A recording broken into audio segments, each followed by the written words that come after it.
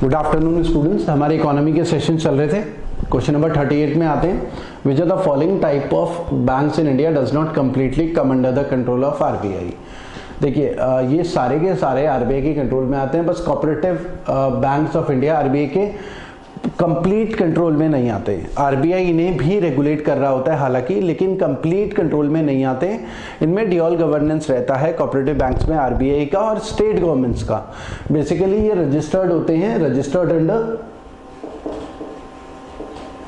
Cooperative society act of different state. यहां पर लिख लेता हूं, cooperative society act of different state. मतलब एमपी मध्य प्रदेश में जो कोऑपरेटिव बैंक होगा वो मध्य प्रदेश के कोऑपरेटिव सोसाइटी एक्ट के थ्रू रजिस्टर्ड होगा। राजस्थान में जो कोऑपरेटिव बैंक होगा वो राजस्थान के कोऑपरेटिव सोसाइटी एक्ट के थ्रू रजिस्टर्ड होगा। तो ड्यूअल गवर्नेंस होता है कोऑपरेटिव बैंक्स में, आरबीआई का भी और स्टेट गवर्नमेंट्स का भी बहुत इंटरफेयर रहता है। तो बाकी सब के ऊपर आरबीआई का काफी कंट्रोल रहता है, लेकिन कोऑपरेटिव बैंक्स में थोड़ा कम कंट्रोल रहता है। हालांकि रेगुलेट तो कर रहा है आरबीआई उसे, लेकिन थोड़ा कम कंट्रोल रहता है। तो इसलिए हमारा आंसर होगा इसका फिफ्थ। क्वेश्चन नंबर 39 में होते हैं। Food and agriculture organisation is its headquarter is located at Rome, Italy. Italy में इसका हेडक्वार्टर है। यूनाइटेड नेशन का पार्ट है ये, ठीक है। सोशियो अलग अलग यूनाइटेड नेशन को अगर हम डिवाइड करें तो यूनाइटेड नेशन सिक्योरिटी काउंसिल होती है, जनरल असेंबली रहती है, इकोनॉमिक एंड सोशल काउंसिल रहती है, ठीक है। उसके अलावा यूनाइटेड नेशन के सेक्रेटरीट भी रहता है। तो ये जो सोशल एंड इकोनॉमिक काउंसिल है उसके अंडर डिफरेंट डिफरेंट ऑर्गेनाइजेशन आती हैं। तो इसका हेडक्वार्टर रोम, इटली में है, फूड एंड एग्रीकल्चर ऑर्गेनाइजेशन का। ये कई बार अलग अलग एग्जाम में है। Bank holidays are covered by which of the following. तो बैंक हॉलीडेज कवर्ड होते हैं नेगोशिएबल इंस्ट्रूमेंट एक्ट 1881 का, ब्रिटिशर्स का एक्ट है जो बैंकिंग सिस्टम में चल रहा है, नेगोशिएबल इंस्ट्रूमेंट एक्ट। इनमें बैंक्स हॉलीडेज के बारे में है। तो negotiable instrument act, negotiable instrument होते कौन से हैं? जैसे चेक ड्राफ्ट नेगोशिएबल इंस्ट्रूमेंट होते हैं। नेगोशिएबल इंस्ट्रूमेंट हम उन डॉक्यूमेंट्स को बोलते हैं जिन्हें बैंक में ले जाकर, एक पर्टिकुलर जिस दिन बैंक खुला है उस दिन बैंक में ले जाकर उसे कैश के बदले में नेगोशिएट कर सकते हैं, जैसे चेक ड्राफ्ट, ठीक है। तो ये नेगोशिएबल इंस्ट्रूमेंट है, चेक ड्राफ्ट। तो नेगोशिएबल इंस्ट्रूमेंट एक्ट 1881 का, ब्रिटिशर्स का एक्ट अभी भी चल रहा है और इसी में बैंक हॉलीडेज के बारे में रहता है डिटेल में। तो हर साल बैंक उसी के अकॉर्डिंगली बैंक हॉलीडेज डिक्लेयर करता है, ठीक है। तो इसका आंसर है थर्ड। कई बार एग्जाम में भी आया हुआ है। तो स्टूडेंट्स बहुत सारी गलतियां भी करते हैं इसमें। Which are the following is correct in respect of the international monetary fund. Students इसका हमने इकोनॉमी में सेशन भी किया है, आईएमएफ का एक पूरा लेक्चर है, वर्ल्ड बैंक का भी एक पूरा लेक्चर है। हमने डिस्कस करा था आईएमएफ लोन किसको देता है। आईएमएफ केवल शॉर्ट टर्म लोन देता है बैलेंस ऑफ पेमेंट के लिए, और ग्लोबल मॉनेटरी कॉर्पोरेशन इसका ऑब्जेक्टिव रहता है, ठीक है। तो it can lend to any country तो नहीं है, it can lend only settlement नहीं, लेंस टू डेवलपिंग कंट्री नहीं, लेंस टू मेंबर कंट्री। जो भी इसके मेंबर कंट्रीज होंगी केवल उनको लोन प्रोवाइड करेगा आईएमएफ, मेंबर कंट्रीज को, ठीक है। जो मेंबर कंट्रीज नहीं है उनको लोन प्रोवाइड नहीं करता आईएमएफ। हाँ, account holders to have to maintain AQB average quarterly balance. इसका मतलब क्या है कि जैसे हर बैंक में मिनिमम बैलेंस आपको मेंटेन करना होता है। मान लिया 2000 रुपीज, बैंक ने एक मिनिमम बैलेंस में बोला हुआ है कि आपको अपने सेविंग अकाउंट में कम से कम 2000 रुपीज तो रखनी है। तो मान लो कि अगर आपके अकाउंट में किसी पर्टिकुलर डेट को 1000 रुपीज हो जाए तो क्या आपको पेनल्टी पड़ेगी? आपको पेनल्टी नहीं पड़ेगी। पेनल्टी तब पड़ेगी जब एक पूरे क्वार्टर में एवरेज निकालता है बैंक पर डे का, कि क्योंकि ऐसा हो सकता है कि कभी आपके अकाउंट में 10,000 भी रहे हो, ज्यादातर 3 महीने 2 महीने तो 10,000 रहे, केवल 1 महीने आपके अकाउंट में 1,000 रहे। तो एवरेज क्वार्टरली बैलेंस आपका 2000 से ऊपर बैठा तो आपको जो पेनल्टी है वो बैंक की नहीं पड़ेगी। लेकिन आपका एवरेज क्वार्टरली बैलेंस अगर आप 2000 से नीचे आ रहा है आपका, क्योंकि कभी आपके अकाउंट में 3000 थे, कभी 5000 थे, कभी 500 थे और ज्यादातर 2000 से कम ही थे, तो एवरेज 2000 से नीचे बैठ गया, तो बैंक क्या करता है? एवरेज क्वार्टरली बैलेंस निकालता है, और अगर वो 2000 से कम आ रहा है तो पेनल्टी लगती है, ठीक है। नॉर्मली कभी अकाउंट में 2000 से कम आ जाए तो पेनल्टी नहीं लगती अगर मिनिमम बैलेंस 2000 है। हर बैंक की एक लिमिट होती है। जो जनधन अकाउंट है उसमें तो 0 बैलेंस है तो उसमें कोई पेनल्टी लगेगी ही नहीं। तो एवरेज क्वार्टरली बैलेंस बेसिकली पूरे क्वार्टर में एक मतलब 3 महीने में, जैसे फर्स्ट क्वार्टर है अप्रैल मई जून, उस क्वार्टर का एवरेज क्वार्टरली बैलेंस होगा। फिर सेकेंड क्वार्टर का एवरेज क्वार्टरली बैलेंस होगा, वो मिनिमम बैलेंस से नीचे होगा तो पेनल्टी लगती है। Question number 43, which of the following is not food grain? तो इसका आंसर है जट्रोपा। जट्रोपा बेसिकली बायोफ्यूल है, उसको फ्यूल की फॉर्म में यूज करते हैं। ये एडिबल ऑयल नहीं है, खाने वाला तेल नहीं है, ठीक है। तो ये बायोफ्यूल है। ये एक पेट्रोल डीजल का ऑल्टरनेट भी कहा जा सकता है। इसके जो लीव्स होते हैं, उनसे बीज होते हैं, उनसे फ्यूल निकाला जाता है, ऑयल निकाला जाता है और उससे ये ऑल्टरनेट होता है पेट्रोल डीजल का, ठीक है। तो बायोफ्यूल है। Question number 44, which of the following helping the banking system is sharing the information about credit history of house hold? ये हमने डिस्कस भी करा था। सिबिल ऑर्गेनाइजेशन है, credit information bureau of India limited. इसके पास हर एक इंडिविजुअल की क्रेडिट हिस्ट्री रहती है। हमने डिस्कस भी करा था कि जैसे अगर आप एचडीएफसी बैंक से लोन लें और डिफॉल्ट कर जाएं, फिर आप एसबीआई के पास लोन लेने के लिए जाएंगे और एसबीआई को आप इंफॉर्मेशन ना दें कि आप पहले डिफॉल्टर रहे, तो एसबीआई को तो भी पता लग जाएगा। एसबीआई क्योंकि सिबिल के डेटाबेस में चेक करेगा कि आपने पास्ट में किस किस बैंक से कितना कितना लोन लिया हुआ है और कितना कितना आपने डिफॉल्ट किया, और सिबिल के डेटाबेस में पूरी आपकी क्रेडिट हिस्ट्री रहती है। तो CIBIL basically credit history provide करता है इंडिविजुअल्स को। हम किसी भी बैंक से लोन के लिए अप्लाई करें, बैंक बेसिकली क्या करता है, सिबिल के साथ हमारा डेटा शेयर कर लेता है कि हमने इतना लोन लिया है या इतना डिफॉल्ट कर दिया, इतनी इंस्टॉलमेंट्स दी है, तो सिबिल के पास सारी हिस्ट्री रहती है हमारी, ठीक है। क्वेश्चन नंबर 45 में आते हैं। Insurance cover for bank deposits in our country is provided by, अच्छा, insurance cover for bank deposit, DICGC, ये आरबीआई की सब्सिडियरी है। इसकी फुल फॉर्म है deposit insurance and credit guarantee corporation. Deposit insurance and credit guarantee corporation, guarantee corporation.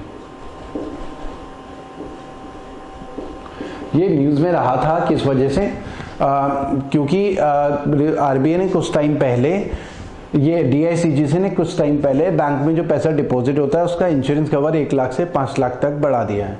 तो basically होता क्या है कि मान लिया कि कोई बैंक अगर क्रैश हो जाए, मान लिया कोई एग्जाम्पल जैसे PNB क्रैश हो जाए, तो अब PNB क्रैश होगा तो PNB में तो बहुत सारे कस्टमर्स हैं, तो उनका पैसा PNB के पास है, तो PNB कहाँ से लौटाएगा? तो बेसिकली PNB का जो रिस्क है बिजनेस में, PNB अपने अकाउंट होल्डर्स का इंश्योरेंस करवा के रखता है DICGC में।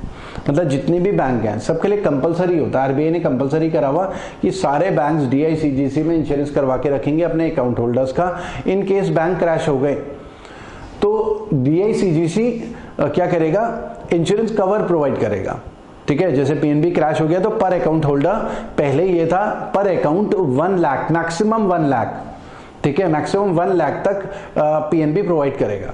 मान लिया कि जैसे किसी अकाउंट में 80,000 थे तो DICGC उस अकाउंट का 80,000 PNB को प्रोवाइड करेगा, या किसी अकाउंट में 1.5 लाख थे तो DICGC केवल 1 लाख ही प्रोवाइड करेगा। एक अपर लिमिट रखी हुई है, पर अकाउंट मैक्सिमम 1 लाख, ठीक है। उससे क्या होगा कि क्योंकि PNB ने इंश्योरेंस करवा के रखा हुआ है तो PNB के पास इंश्योरेंस कंपनी से थोड़ा हेल्प हो जाएगी, फिर अपने जो देनदारी रहती है PNB के अपने कस्टमर्स को लेकर उनका पैसा लौटा पाएगा, ठीक है। तो बेसिकली ये रिस्क के अगेंस्ट इंश्योरेंस कवर रहता है पर अकाउंट का। मैक्सिमम 1 लाख था, अब ये 5 लाख हो चुका है, इसलिए ये न्यूज में रहा था।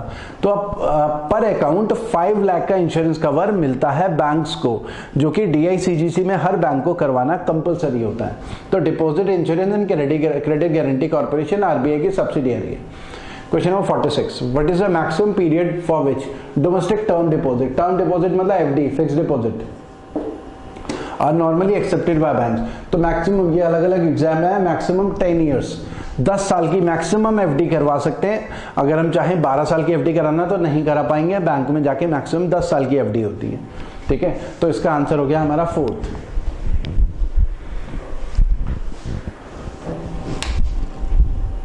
नेक्स्ट में आते हैं, if you wish to purchase US dollar for your travel abroad you should approach तो हम कहाँ अप्रोच करेंगे? मान लो यूएस जाना है, यूएस डॉलर आपको चाहिए, तो आप किसी भी बैंक की ब्रांच में जा सकते हैं जिसे आरबीआई ने ऑथराइज किया हुआ हो, वहां से आप एक्सचेंज करवा सकते हैं। और बैंक ब्रांच के अलावा और भी फाइनेंशियल इंस्टीट्यूशंस होते हैं जिन्हें आरबीआई ने ऑथराइज किया हुआ है, जहां पर हम अपनी करेंसी एक्सचेंज करवा सकते हैं। तो हम बोलेंगे any bank branch authorise to do such activity. Proper answer इसका ये होगा, जिसको आरबीआई ने ऑथराइज किया हुआ। कुछ ब्रांचेज ऐसे भी हो सकती हैं जिसको आरबीआई ने, रूरल एरिया होगा जैसे, वहां पर ऑथराइज नहीं किया होगा तो वो नहीं। ठीक है।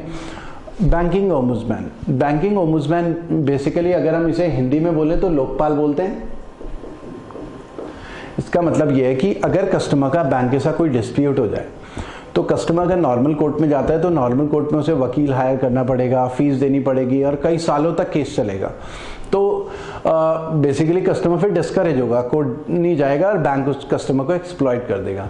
तो बैंकिंग ओम्बुड्समैन का कॉन्सेप्ट आरबीआई ने स्टार्ट करा था ताकि कस्टमर के कोई भी ग्रीवेंसेस हो वो बैंक लोकपाल में अप्लाई कर सकते हैं। उससे पहले उसे बैंक को ही कंप्लेन करना है कि आप मेरी ये प्रॉब्लम सॉल्व नहीं कर रहे हैं। बैंक अगर 1 महीने के अंदर उसको ही सेटिस्फैक्ट्री रिप्लाई नहीं देता तो कस्टमर ओम्बुड्समैन में अप्लाई कर सकता है कि बैंक कि हम ये वाली सर्विसेज से सेटिस्फाइड नहीं है, या बैंक ने ये वाली सर्विसेज प्रॉमिस करी थी और ये नहीं दी। ओम्बुड्समैन में सुनवाई होती है, जैसे कोर्ट में सुनवाई होती है, एक तरफ बैंक होता है और एक तरफ कस्टमर रहता है। फिर ओम्बुड्समैन अपना वर्डिक्ट देता है, कई बार कस्टमर के फेवर में भी हो सकता है, बैंक के फेवर में भी होता है। तो बैंकिंग ओम्बुड्समैन बेसिकली कस्टमर की ग्रीवेंसेस को दूर करने के लिए है, जिसमें कस्टमर की फीस वगैरह नहीं लगेगी और बहुत कम फीस लगेगी, या जो वर्डिक्ट है बहुत जल्दी आएगा। नॉर्मल कोर्ट में तो कई सालों तक चलेगा। ठीक है। तो हमें पूछा है बैंकिंग ओम्बुड्समैन क्या है? रिजॉल्व कंप्लेंट्स ऑफ कस्टमर, तो कस्टमर की कंप्लेंट्स को रिजॉल्व करने के लिए, और ये आरबीआई ने एस्टैब्लिश किया हुआ, आरबीआई के अंडर आता है। Question number 49, which of the bank is a public sector bank? तो कौन सा पब्लिक सेक्टर मतलब गवर्नमेंट बैंक कौन सा है? तो गवर्नमेंट बैंक की अगर हम बात करें तो इस समय नन ऑफ दीज है। बहुत सारे स्टूडेंट बोलेंगे आईडीबीआई, लेकिन आईडीबीआई की होल्डिंग अब 50% से कम हो चुकी है गवर्नमेंट की। मतलब गवर्नमेंट की होल्डिंग, जहां भी गवर्नमेंट के 50% से ज्यादा शेयर हो उसे हम बोलेंगे गवर्नमेंट बैंक, लेकिन जहां पर 50% से कम शेयर हो जाएंगे तो वो प्राइवेट हो जाता है। तो आईडीबीआई अब प्राइवेट हो चुका है। गवर्नमेंट ऑफ इंडिया की होल्डिंग अब 50% से नीचे जा चुकी है। तो ये सारे के सारे ICIC bank, JNK bank, HDFC bank सब प्राइवेट बैंक है। आईडीबीआई पब्लिक सेक्टर बैंक हुआ करता था कुछ साल पहले, अब ये भी प्राइवेट बैंक है। हालांकि गवर्नमेंट की होल्डिंग आईडीबीआई में है लेकिन 50% से कम है। ठीक है। तो none of these. Basically CTS 2010 standards issued by RBI. CTS का मतलब cheque truncation system.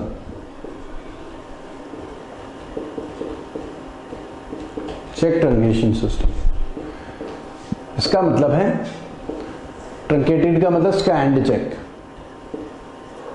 Scanned check. तो हम पहले क्या होता था कि हम मान लो कि पीएनबी के अकाउंट में हम एसबीआई का चेक लगाएं तो पीएनबी की जो हमारी ब्रांच है वो क्या करेगी, उस चेक को फिजिकल फॉर्म में क्लियरिंग हाउस में भेजेगी और क्लियरिंग हाउस में एसबीआई और पीएनबी का आपस में सेटलमेंट होगा। ठीक है, क्लियरिंग हाउस में। अब ये सारी प्रोसेस में कई बार 3 दिन, 4 दिन, 5 दिन और 1 हफ्ता भी लगता था पहले। लेकिन अब चेक ट्रंकेशन सिस्टम में क्या होता है, क्योंकि अगर मैंने एसबीआई का चेक पीएनबी में लगाया है तो पीएनबी उस चेक को स्कैन करेगा, स्कैन्ड चेक अपलोड करेगा और चेक ट्रंकेशन सिस्टम के थ्रू ऑनलाइन इलेक्ट्रॉनिक क्लियरिंग हो जाएगी चेक की। तो फिजिकल फॉर्म में चेक भेजने की जरूरत नहीं होती, इलेक्ट्रॉनिक क्लियरिंग हो जाती है क्लियरिंग हाउस में। ठीक है, तो उसे हम बोलते हैं चेक ट्रंकेशन सिस्टम 2010। अलग अलग बैंक में अलग अलग टाइम में अप्लाई हुआ, कहीं 2012 में, कहीं 2013 में, कहीं 2014 में। तो basically issued by RBI are cheque form specification है और सिक्योरिटी फीचर भी ज्यादा बेटर है सीटीएस चेक में। इससे पहले वाले जो चेक का सिस्टम था उसमें डुप्लीकेट चेक के फ्रॉड के बहुत सारे केसेस थे। तो इसमें मैग्नेटिक स्ट्रिप भी होती है जिसमें डेटा सेव रहता है चेक में।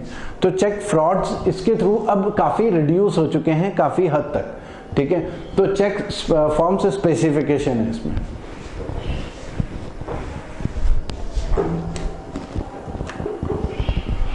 Commodity exchanges are regulated by, पहले तो कमोडिटी एक्सचेंजेस को रेगुलेट करता था फॉरवर्ड मार्केट कमीशन एफएमसी, लेकिन अब एफएमसी रेगुलेट मर्ज हो चुका है सेबी में, तो हमारा आंसर होगा SEBI, securities and exchange board of India. तो सेबी शेयर मार्केट को भी रेगुलेट करता है और कमोडिटी मार्केट को भी रेगुलेट करता है। हमने कैपिटल मार्केट में ये डिस्कस करा है। कमोडिटी क्या होती है हमने डिस्कस करी थी, कमोडिटी सॉफ्ट और हार्ड होती है। सॉफ्ट कमोडिटीज होती हैं डेट आर ग्रोन, जो उगाई जाती हैं, जैसे चावल, राइस, व्हीट, जो उगाया जाए, ठीक है। हार्ड कमोडिटी होती है जिन्हें नेचर से एक्सट्रैक्ट किया जाए, जैसे हम बोलेंगे गोल्ड, सिल्वर, जिन्हें नेचर से एक्सट्रैक्ट किया जाता है, diamond.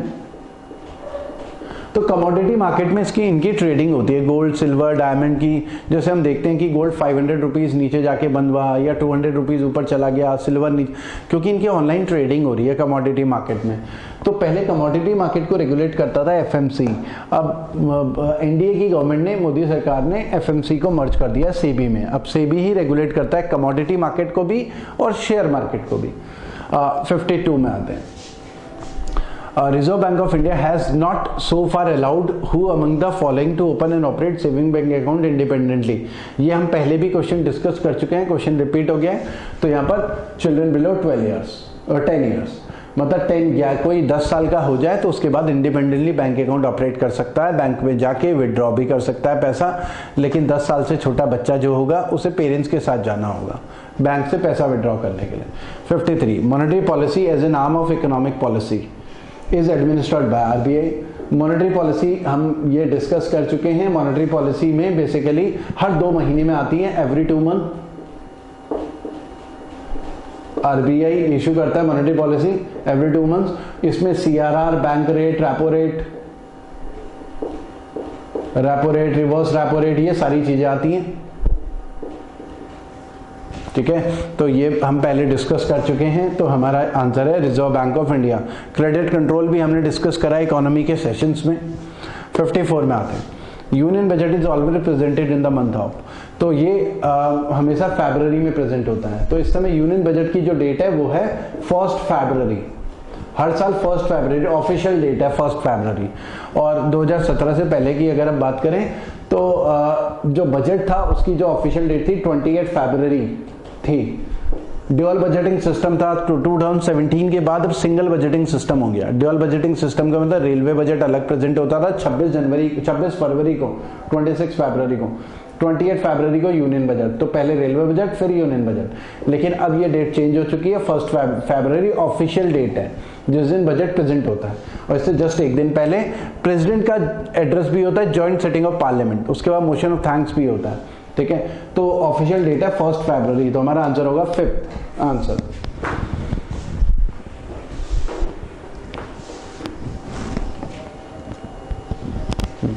Financial inclusion latest powerful tool by RBI to fulfil. Financial inclusion का मतलब है providing banking services to each and every Indian. हर एक इंडियन का बैंक में अकाउंट होना चाहिए, क्योंकि अगर कोई फैमिली है जिसका बैंक में अकाउंट नहीं है, वो हमारे फाइनेंशियल सिस्टम के साथ जुड़ा हुआ नहीं है, तो उसे बहुत सारे बेनिफिट्स नहीं मिल पाएंगे। गवर्नमेंट की बहुत सारी स्कीम्स होती हैं, उसका भी बेनिफिट नहीं उठा पाएगी।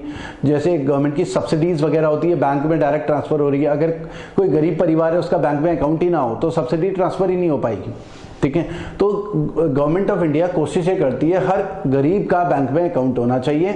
उसके लिए जनधन योजना की एक स्कीम, जनधन अकाउंट की जो स्कीम थी वो बड़े लेवल पे एक पूरा कैंपेन चला था। 30 करोड़ से ज्यादा लोगों का जनधन अकाउंट है, गरीब परिवारों का, ठीक है। तो वो सब फाइनेंशियल इंक्लूजन का ही पार्ट था। तो यहाँ पर fulfil the basic objective of, तो अगर हम देखें upliftment of population below poverty line, connecting every Indian to country's banking system, ये ऑब्जेक्टिव था फाइनेंशियल इंक्लूजन का। ये हो जाएगा तो फिर बहुत सारी प्रॉब्लम सॉल्व हो जाएंगी, सब्सिडी जो है सही लोगों तक पहुंच भी पाएगी। तो हमारा आंसर है प्रोवाइड। फाइनेंशियल इंक्लूजन का मतलब सिंपल है, providing banking services to each and every Indian. Question number 56, ये हम पहले भी डिस्कस कर चुके हैं। कैपिटल मार्केट में कॉल मनी मार्केट 2 पार्ट में डिवाइड होता है। Call money, notice money.